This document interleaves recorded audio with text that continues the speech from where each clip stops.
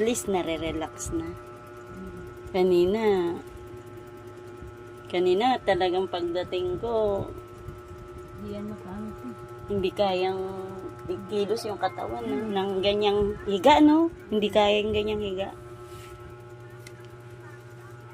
Bali, ilang araw pala yan, ma'am?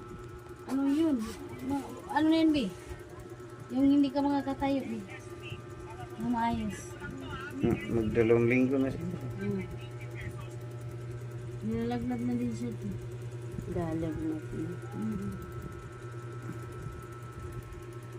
Pero at least, hindi na siya ganong kasakit ng kanina talagang ano. Hindi siya kaya ng ganyang posisyon lang eh, no? Hindi Hindi kaya. Ngayon. Ngayon, Kasi kaya mag-upo na magtagal. oh. Basta may oras naman ako sa ano, sa paglagay ng karayom eh. Auricular acupuncture na yung ginawa ko. Tapos supplemental acupuncture. 7 major points.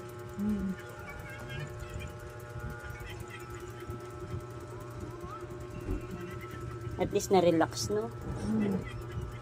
Nakakalma na rin. Hindi ka relax yan. Ganyan yan, pwede ka na. Kaya nga,